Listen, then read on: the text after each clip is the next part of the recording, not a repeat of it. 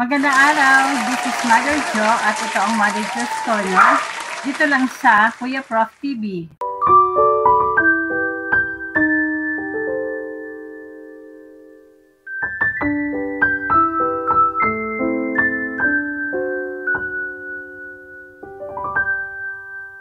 For today's topic, pag-uusapan natin ang fishbone analysis. Disclaimer lang po, ang ating pong i-share ngayon ay tungkol sa fishbone analysis na kung saan yun lamang po ang naaayon sa aking understanding. Ito yung tinatawag na Ishikawa diagram. Ito yung tool na ginagamit to visualize yung potential causes of the problem and discover the root causes. Sa mga company, ginagamit ko ito para natutulungan sila to identify ano ang mga problemang na-encounter nila, ano ang mga root causes nito at nakakapag-identify sila ng mga solutions. Pagka ginagamit po natin ito, this will help you break down all the contributing factors. So, ano-ano ba yung mga contributing factors natin?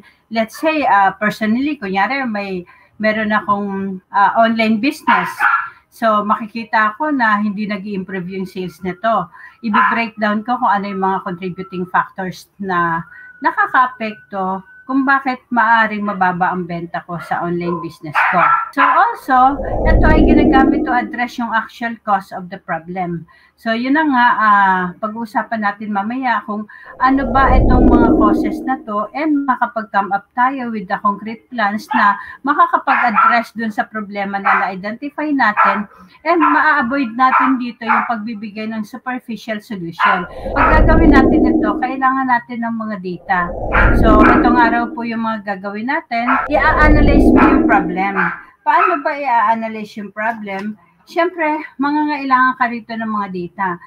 Given the example na ngayon sinasabi ko kanina na online business. So, ano ba yung commonly na po pwede nating data na mag-gather dito? So, let's say may 1 year ka na nag-ooperate ng online business. I-check mo dito on a monthly basis. Lahat ng sales mo on a monthly basis, i-gather mo.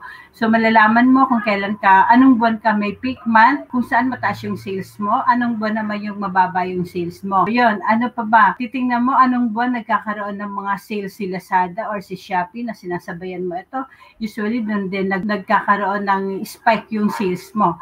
So, lahat ng data kukunin mo, ano ba yung mga items na malalakas sa'yo para at least makikita mo na sa mga future, pwede pa lang yun yung pagtutuunan mo ng pansin na i-offer o ano ba naman yung mga items na slow-moving items mo. Lahat ng mga data na meron ka dyan sa business mo, i-gather mo to. Once na, let's say, meron kang team sa online business mo, syempre, andyan yung family mo, family members, pwede kayong mag-brainstorm. No? Sa company naman po, pwede naman kayo yung mag-brainstorm. No? I-identify nyo isa-isa. Walang right or wrong dito. I-identify nyo isa-isa ano yung mga causes ng problem na yun. Given na example ng ako ng online business.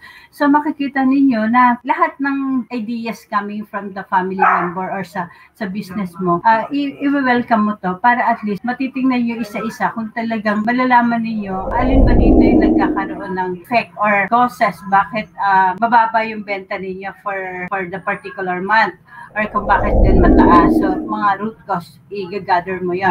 Then, nakuha mo na yung mga causes, syempre, titingnan mo isa-isa, i-review mo yung process. So, makikita mo, dun pala sa proseso nyo, so, pwedeng masyadong mahaba, nagkakaroon pala ng delay ng delivery. So, i-review mo yun, yung pala yung na-identify ninyo na maaaring causes or dahilan kung bakit mababa yung benta ninyo, i-review ninyo at magkakaroon kayo ng process improvement dito.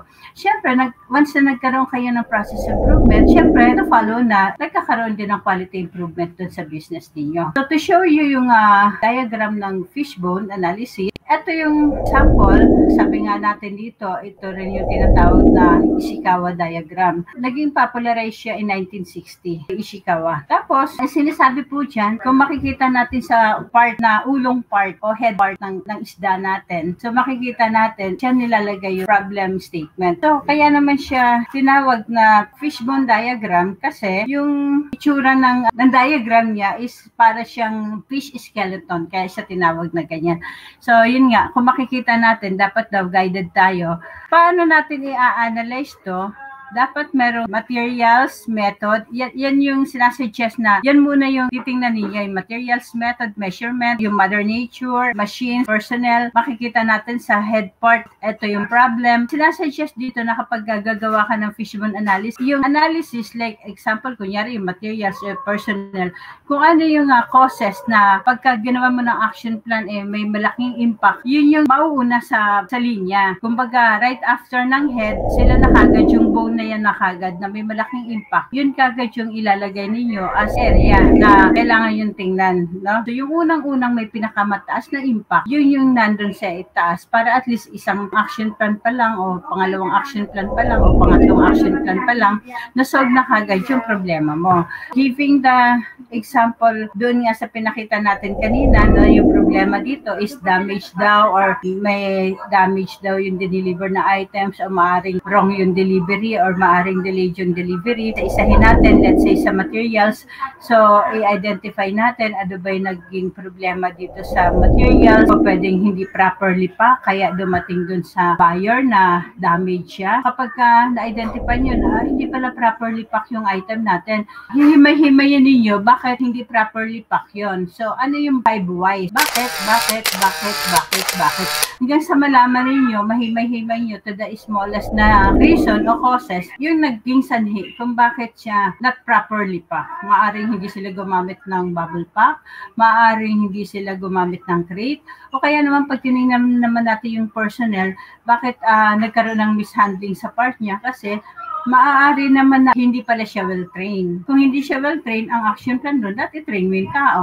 Mag-dig deeper ninyo, no, na up to 5 levels para malaman ninyo kung ano talaga yung root causes doon sa naging problema para masolusyonan ninyo. So, ayan na nga. Titingnan yung method, baka may problema din. So, lagi kayong gagamit ng 5 whys, i-dig deeper nyo kasi up to the smallest causes nga. Yun lang po. Sana nakatulong sa inyo ang discussion natin na ito para sa fishbone diagram. Sa mga susunod pa uli na discussion. Salamat! Kuya Prof, si Kuya Prof, si Kuya Prof, si Kuya Prof.